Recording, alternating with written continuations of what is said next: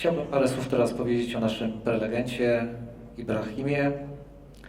Ibrahim jest dyrektorem zarządzającym i właścicielem firmy Portland z siedzibą w Londynie. Firma jest firmą międzynarodową zajmującą się kreowaniem marki i wszelkiej działalności związanej z tak zwanym retail design. Firma Portland pracuje nad szerokim wachlarzem projektów dotyczących branży handlowej, gastronomicznej, marek konsumenckich, centrów handlowych czy też lotnisk. Sprawą istotną dla Portland jest zrozumienie i tworzenie relacji pomiędzy konsumentami i markami. Ibrahim jest częstym uczestnikiem różnego rodzaju konferencji, w których jest często też prelegentem, pisze artykuły do prasy branżowej i prowadzi bloga również dla znanego The Economist zatytułowanego Management Thinking. W trakcie swojej 26-letniej pracy jako konsultant designu Ibrahim pracował z takimi globalnymi markami jak Kraft Food, Nestle, CNN, Heathrow Airport, Dubai Airport, ECE, Westfield i wieloma innymi. Proszę Państwa, zapraszam Ibrahima na scenę.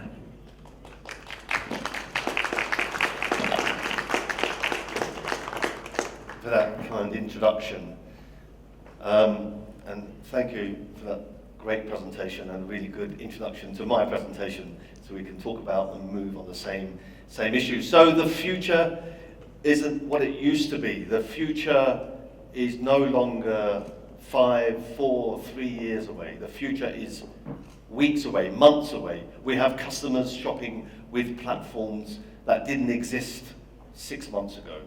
So in retail, change happens very quickly. And as a business, innovation is not what you do, but it's the way you are.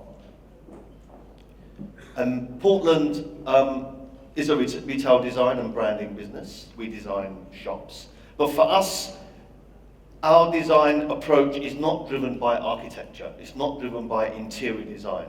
It's driven by understanding customers, understanding their journeys, their missions, and how they engage with retail brands, environments, physical and digital. So our mantra is people and places, not buildings and spaces. And for us, the future of retail really is not about technology. It's about anthropology. It's about understanding people. And we don't talk about Generation X and Generation Y and Generation Z. We talk about Generation C. The key demand from consumers in the future will be control. It's no longer about demographics, age, gender. It's about interests and behaviors. It's about customers that are constantly connected. They want to collaborate with brands and be part of shaping their future. They want to build communities with brands at the center and communities amongst themselves. And they have a conscience. They care about the role that a brand plays in their life and in the wider world. So this is not a group, but it's a way of life. It's a sea change in consumerism and a sea change in shopping, where customers will have the power to choose like never before. Generation C do not surf the web like other customers. They live and breathe in social networks and use mobile devices as their window to the world, as their remote controls for life. And brands need to forge deeper emotional connections with their customers, shifting from merely buying and selling, transaction, to interaction, and from interaction to intimacy, the holy grail of retail. How do you get intimate with your customers, beyond just selling them things? How do you build longer lasting emotional connection with your customers?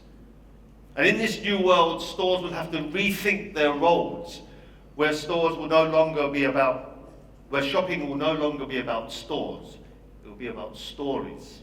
How do you craft stories and engage your customers with those stories?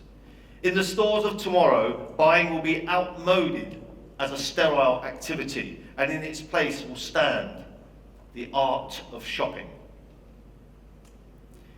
You know, purchasing isn't really about the thing itself. It's no longer about the artifact. A product or service is powerful because of how it connects people to something or someone. So as a shift from marcoms, marketing communications, advertising, messaging, instruction, to marcoms, marketing connection, from marcoms to marcoms, forging deeper emotional connections with your customers, where brand connectedness is about creating ideas that customers want to share. Stefan Olander, head of digital at Nike, he's written a fantastic book called Velocity, if ever you come across that. And another great book is The End of Business as Usual by Brian Solis. And Brian says, the future of connected consumerism is tied to shared experiences. Through engagement, brands have the ability to steer positive experiences before, during, and after the sale. It's no longer just what happens in the shop or in the shopping centre. What's just as crucial is what happens before and what happens after. Is what you have given your customer shareable? That's the new metric. So there's a new consumption paradigm where participation is the new consumption. So in future and in retail, the winners will have to do four things. Four things to be winners in retail in the future. The first, the winners will reinvent convenience. What do we mean by convenience? What is the new convenience for this new consumer with the new power? Well, this new consumer lives increasingly transient lives, increasingly on the move. We need to think about how we can create platforms that allow customers to engage with your brands, order items on their way, pre-order and pre-customize and pre-personalize whatever they want to buy. Smart retailers are shortening the purchase path. Amazon said recently that they want to go from I want that to I bought that in 30 seconds. Do you have a shopping centre or do you have a store near a railway station? What are your future consumers going to be doing in their transient life? Most of a lot of the ordering and purchasing they will be doing, I would suggest, will be on their mobile devices in the train on their journey. How do you respond to that at a shopping centre? Therefore, where is your shopping centre? Is it the bricks and mortar or is it in the train station? Well, the key is to have shopping on the way where customers are, in their lives. And how do you bring shopping along that journey and all touch points of that journey? This is really interesting, easing the load. Makespace is actually a virtual storage system. So basically, you have a series of boxes and you have your clothes in those boxes and you photograph them, and Makespace keeps those boxes and sends them to a hotel that you'll be going to. And now they have a collaboration with Airbnb. So you could book an apartment and have your clothes sent to your apartment. Now this is, I'm just giving you a demonstration to how our transient lives are really beginning to drive new thinking and new ideas. I mean, Uber, don't be fooled that Uber is a taxi service. Uber is not a taxi service. Uber is disrupting the whole of logistics. And Uber Fresh will be coming out soon, where you'll be able to have your driver deliver to you groceries. So you'll be able to buy your groceries and deliver to you. So Uber's real big aim is to absolutely disrupt logistics, to meet the needs of our transient lives. Volvo are trialing a system now where they're using latent space in the car, in the boot of your car, where your shopping can be delivered direct to the boot of your car while it's in the car park, with an app that opens the boot. And Hointer is a jeans store out of Seattle, I think, yeah, Seattle. So you walk into the store, you have the app, you scan the jeans that you like, it will give you all the information about the jeans, the denim type, the way it's dyed, and all the kind of information, the cut and the design. Then you go to the changing room and the jeans are dropped through a chute into the changing room. You try them on and you pay via mobile on the label. Not one person in the store. So this is the on-demand economy. I want what I want and I want it now. And what's really, really critical about this is that every brand, every retailer in the future will have to offer this polar opposite of experience. On the one hand, one-click buy. The future of search and the future of social media will be one-click buys. You'll be searching things on Google, we'll give you the option to have a one-click buy, and also on Facebook. So as a retailer, you must offer that hyper convenience, that idea of one-click buy.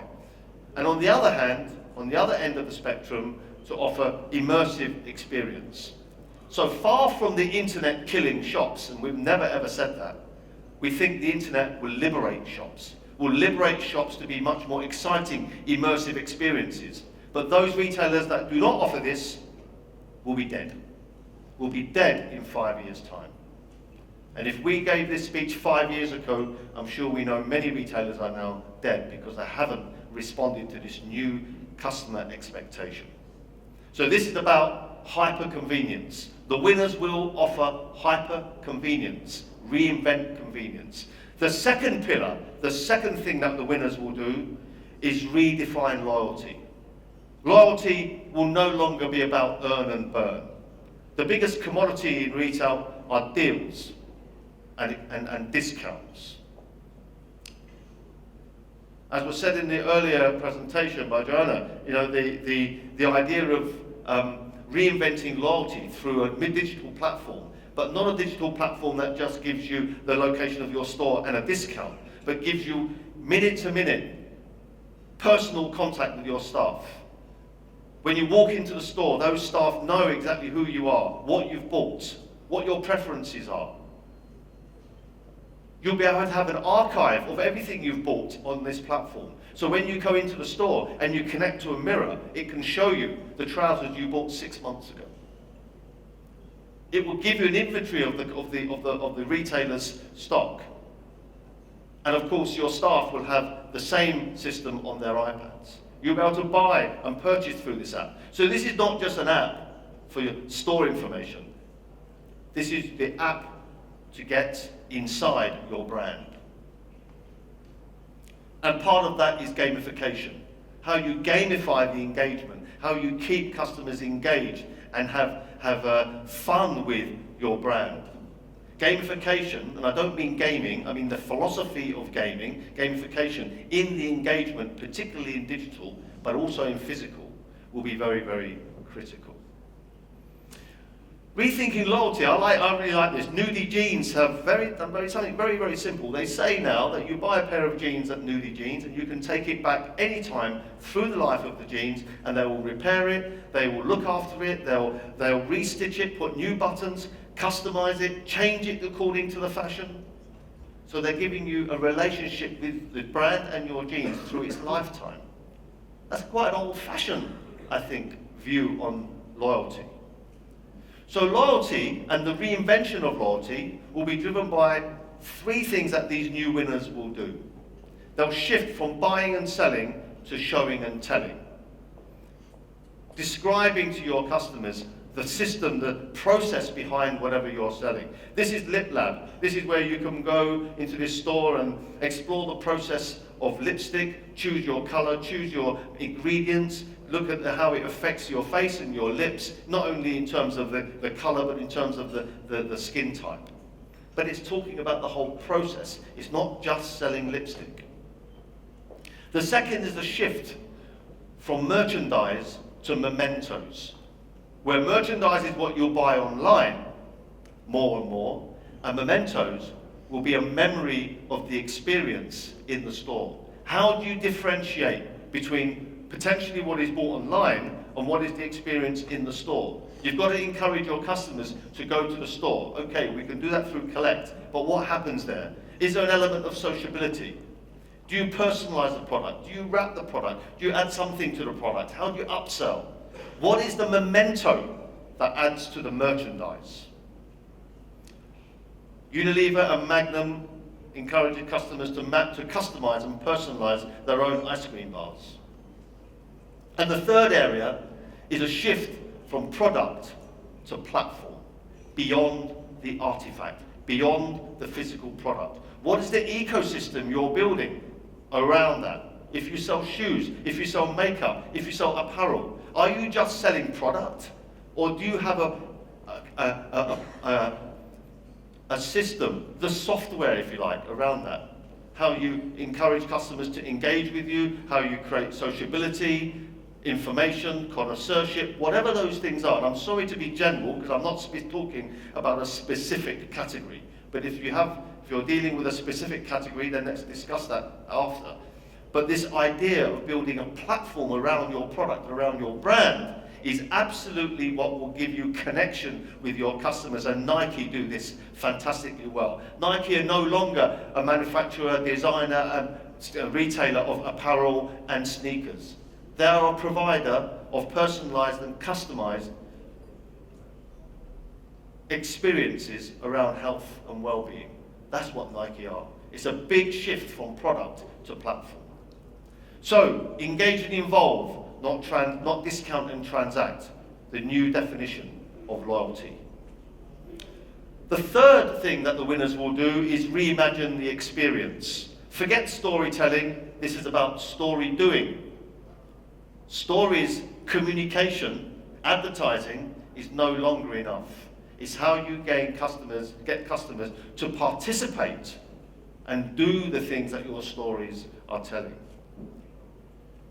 House of Peroni has great experience around sort of branded habitats, where you have the story of Peroni, you get involved with the whole idea of the brand. And the House of Vans, which is a skater brand for sneakers, has skateboard parks and entertainment around their brand, but they're shops. These are retail environments, branded habitats. And let me tell you, what has driven this is not about selling bottles of beer or selling Snickers. The selling will happen somewhere else, or maybe happen here. What drives this is about participation and connection and platform.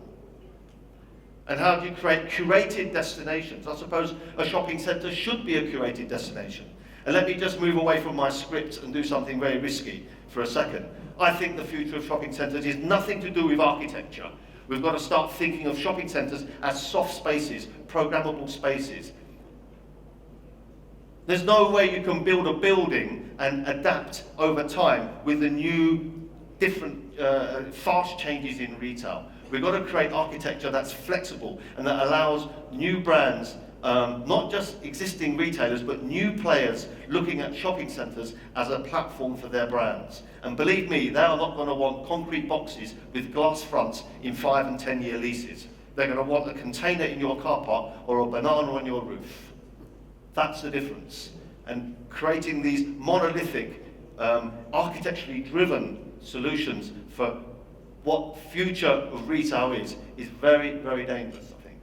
I'll go back to my script. I think that might have gone okay, but I don't know. So curated destinations. This is Anthropology, who also own Urban Outfitters. In Pennsylvania, I think. Pennsylvania? Yeah, or Philadelphia. In Philadelphia, they're creating this Anthropology Urban Outfitters village. Has restaurants, has a hotel, has a farm. It's a place they want customers to go so they can connect with the brand. Again, what's driving this is not just the next sale.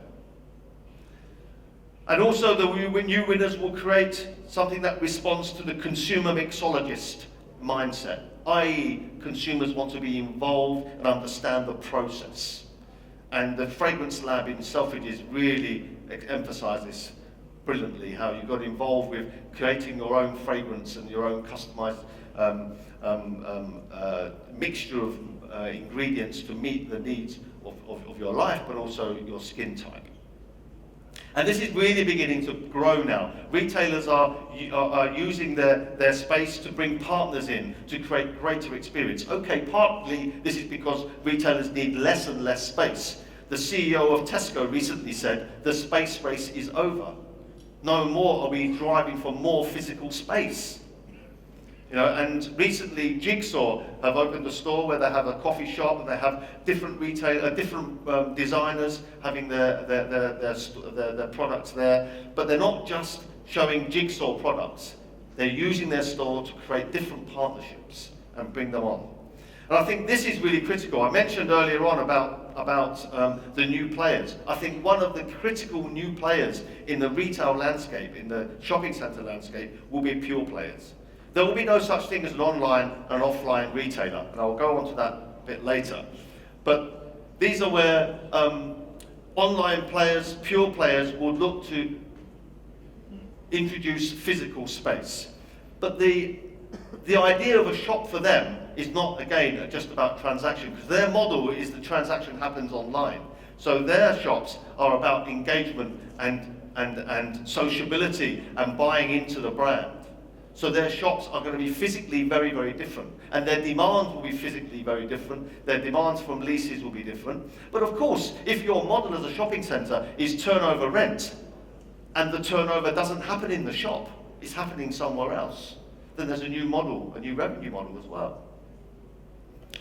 And we believe that the collect experience will no longer be just an administrative process. This is not about a desk with someone with a uniform behind it giving you goods in a bag that you've ordered online. The collect experience should be at the heart of the store. And there's a debate whether it should be at the heart of the store or the heart of the shopping centre. But let's leave that debate for another time. The collect experience will be the heart. The heart of the store, the most important part of the store, will no longer be the till. The collect experience will be where you collect your goods, where you create mementos, customization, wrapping, where you have sociability and coffee, where you upsell, where you have demonstrations, where you have other brands buying, other brands taking space. This should be at the heart of the store, as well as 24-hour lockers in your window maybe. But the collect experience should be a range of things. That will be the core of this omni-channel retailer. And as I said, I don't think in the future the till will be the important part of the store. Customers will no longer, or retailers will no longer hand the goods over and take a purchase over a counter. The transaction will happen online or happen anywhere in the store. So the shift from till to thrill. What is your farewell experience? What do you do as a last touch point of your customer experience in your store? Well, the interesting thing is that the difference between those two words is HR. You have to redeploy your staff, have to redeploy your sales associates to create thrilling, memorable stories and experiences and service proposition as a farewell. Reinvent it as part of your brand. Branding is no longer about logos and instruction and communication. It's about this service proposition. It's about rituals, which I'll talk about in a second. And the Internet of Things is going to be very critical, where we have things connected to things, i.e. a mobile device connected to the interface in a store. This is one of my favorite examples of the Internet of Things. It's Wine M. Wine M is a wine brand, and this that you're looking at, this is a display in a store.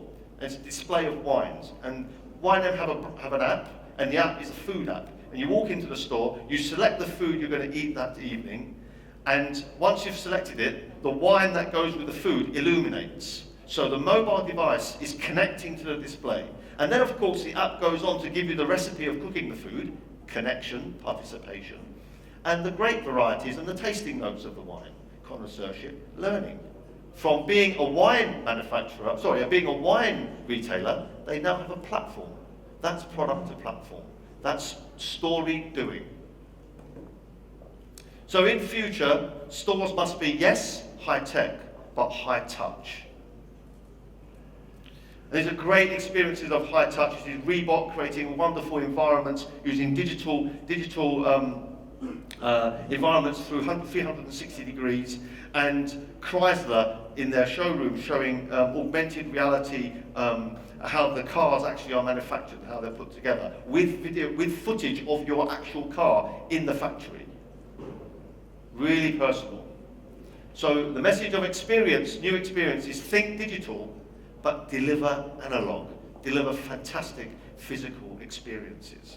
And the third thing that the winners will do is reposition value. What is value in customers' minds?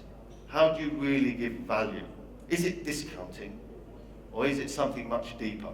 Well, people no longer just want things. They seek meanings. They seek stories. Consumers have an increasing thirst for knowledge and learning. As we increasingly live wired digital lives, we crave compensatory human contact and intimate experiences. That's why I think the internet will liberate shops, because that's where we can have fantastic intimate experiences with our customers. There's a thirst for authenticity, a shift for an absolute passion and a growth for markets, where markets now are part of shopping centres. This is in Rotterdam. Customers want the unexpected, the unknown. Everything's too predictable. The ephemeral, things that are changing. And the imperfect. Not everything should be perfect and designed by architects.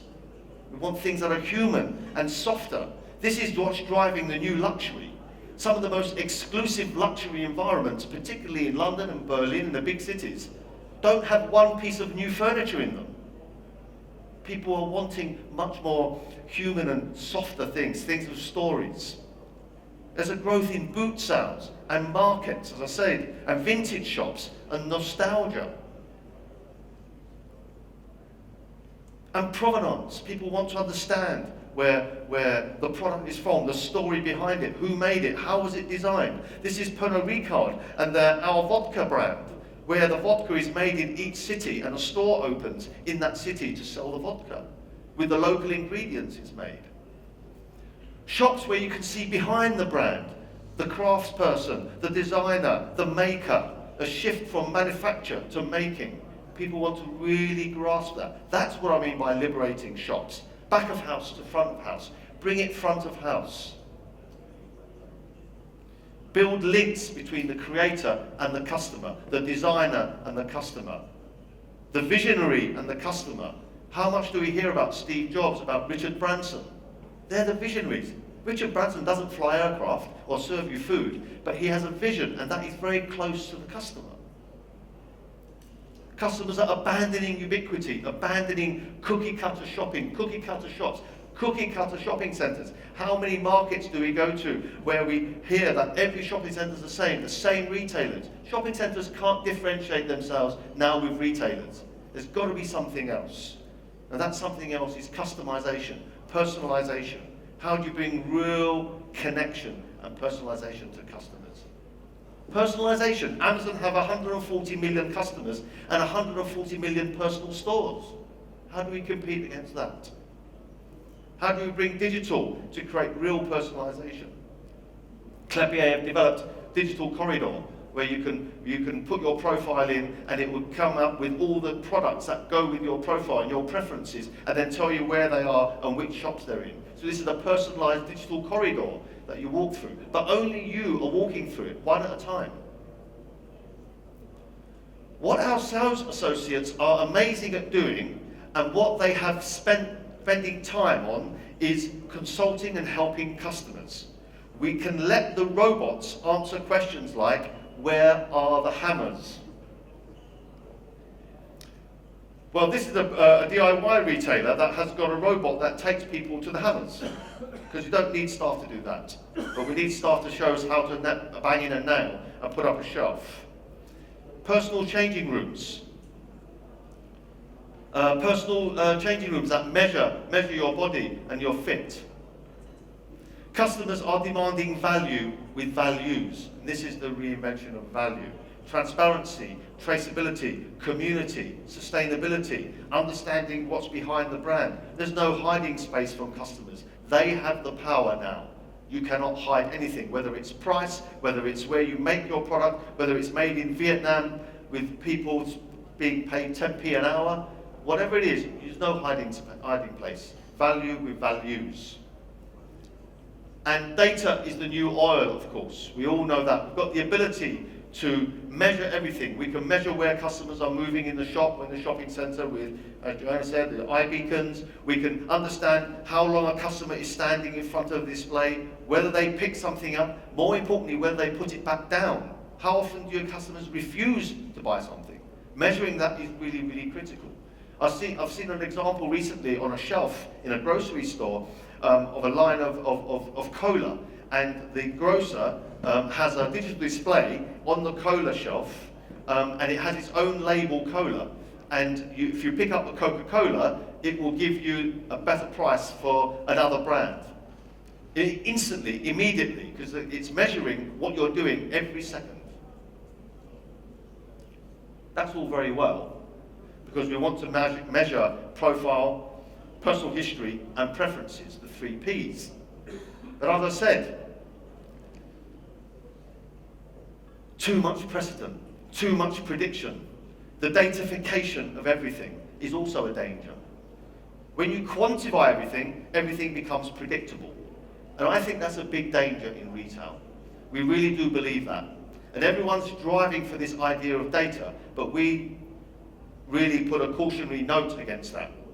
Because constant measuring can engineer the enchantment out of shopping. Enchantment, magic. Killing the surprise. Shopping, wonderful shopping, is about surprise and discovery. It's about finding things that you never knew were going to be there, about coming across things you never knew. And when people are shopping in that mindset, believe me, price is not the issue. Bring back the magic, is what I say. Liberate shops. Bring back fantastic experiences. Life is not an algorithm. And the future of retail is live. The future of retail is live, whether it's events, whether it's demonstrations, classes, learning, whether it's broadcast media taking space in retail, whether it's entertainment and performance, or sociability, conviviality. This is Lowe's. It's an American-Canadian DIY retailer that has a Saturday club for their female customers and their kids on DIY. They're not selling anything on a Saturday, they're creating a platform. And my favourite example is Story. This is a store in New York, and it's basically themed every month. A different theme, a different idea every month. This store changes every month. They do not spend, 1,500 euros a square metre on the most fantastic shop fitting with marble floors and beautiful lights and leave it the same for 6 years. Those days are over. If I was in the shop fitting business, I'd be very, very concerned. If I was the CEO of a shop fitting business, I would go and buy an exhibition contractor. Because the future of shop fitting is not about 6 weeks, 6 and 5 year fit outs. It's about 6 monthly fit outs, low capex, regular changes. And we'll talk about that in a second. But lifestyle curation, Story, is a wonderful example of a flag to the future. So the future of retail is not in a box. The future of shopping centres is not in a box. It's about soft space, programmable space. It's about store sets as stage sets. Flexible architecture, architecture that can move and change and be curated. Shop fitting to shop programming. And part of that, in terms of an experience, I mentioned it earlier on, is about ritualizing your brand. The future of retail branding, as I say, is not about instruction and advertising and communication. It's about rituals. How do you define your brand? How do you create rituals, service propositions that are absolutely unique, that you design? That actually is what retail design is about. Yes, we've got to then decide what colour it is, and whether it's wood or plastic, but it's designing the ritual. That's real retail design, designing the proposition. And T2, fantastic Australian tea retailer, has come to the UK now actually. They have fantastic rituals around tea and wonderful merchandise. Very, very successful brand. We call it ritualtainment. It's a small step from ritualizing behavior to true passion. And we've developed this idea of the 6 E's of shopping to help our clients develop the rituals in order to then design the store. So the design of the store is driven through understanding the journey, the touch points, and the rituals along that journey. So the first thing is engagement. What's your welcome ritual? What happens when your customer approaches your store? Is there a digital announcement on their mobile phone? Are they just walking through a glass shop front? What happens? Engagement. What is your education ritual? What are you showing them new? What's new this month? What's new this week?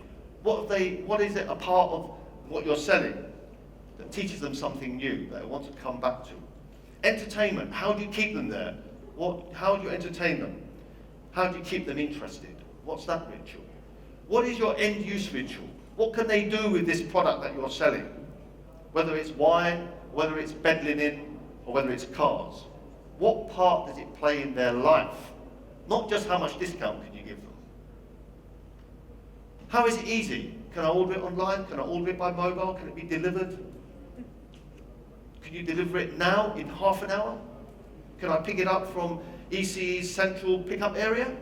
I don't know. What is the ease part of it? And very, very importantly, what is the memento? How do you personalize it? How is it for me? How do you give a memory of this experience? Whether it's service, whether it's gift wrapping, whether it's a new idea of personalization, whatever that is. The 6 E's are the basis of retail design through ritualization. That's why as retail designers, we have a very different approach. Yes, we used to do the architectural thing years ago, but now architecture comes out of understanding rituals and customer journeys and customer missions. So become a story owner rather than a product owner. Create shoppable stories. It's not just about creating stories like advertising. This is about shoppable stories in store. Co-create your story with your customers. Social media is not a broadcast channel. It's a dialogue channel. It's not about just owning another channel. It's about dialogue and participation. The newest currency behind marketing is not money. It is social reach. It is consumers' social reach. Encourage your customers to narrate your story. Shift from footfall to voiceful. How much voice does your brand have? There's no point in having millions of customers. They're not doing anything. They're not talking about your brand. To connect to the connected consumer, a brand must be part of the community. You cannot message your way to relevance. Messaging is yesterday's news. The customer wants to feel like the protagonist of your brand story, as opposed to the victim of your campaign. The hero of your brand story, not the victim of your campaign. And as Marion Saltzman said, this is the era of the surprising, the spontaneous, the unplanned, and the serendipitous. Happy coincidences. How do you design happy coincidences? How do you create in your ritualization a coincidence, or a customer thinks it's a coincidence? How wonderful. Shops must be serendipity machines. How do you bring serendipity? Shopping centres must be serendipity machines. It's no longer about long sight lines. It's about discovery and serendipity. So the new metrics are no longer just sales per square metre. There are ideas per square metre, engagement, senses, surprise, delight per square metre, smiles per square metre. We can measure how many smiles you have per square metre. Facial recognition cameras can do that. Are these the new metrics? How do you measure against these new metrics in your retail experience? And how do you map the path to purchase? The path to purchase is becoming increasingly complicated, digital and physical. I've never heard anyone say, I'm going omni-channel shopping. It's no longer about omni-channel. It's not online and offline. The future of retail will not distinguish between online and offline. People will be flipping from digital to physical, online, offline, in seconds between their mobile and the shop. So this differentiation is not something we should be speaking about. It is what we call inline, and you'll see that. Mobile connectivity is the glue that binds the channels to create seamless shopping. This idea of seamless shopping is really critical. So not online or offline, but inline. in line with their customer journey, in line where they are on that journey, in line with their lives, their relationship to your brand and with each other. To allow you to emotionally connect with customers. It's no longer enough to do slightly better than before. Future success will be determined by rethinking and reimagining that retail experience to allow you to future-proof your business in this very disruptive era in retail. So in future, successful shops will speak like a magazine, will change like a gallery, will share like a shop, will sell like a shop, will share like an app, and will build loyalty like a club. They are the metrics of a future successful shop. And you know there are 3 types of people in this world and 3 types of business leader. Those that make it happen, those who let it happen, and those who wondered what happened. So are you a doer or are you a done to? Are you going to allow the market to do to you, or are you going to control the market? Are you going to change the game? My message is do and learn. Don't wait and see. Try, experiment, fail successfully, but do and learn. Don't wait and see, because if you want to be 100% sure, you'll be 100% late. And in retail, in the future, there will only be 2 types of retail business, the quick and the dead. And let us disrupt your business before someone else does. Thank you very much.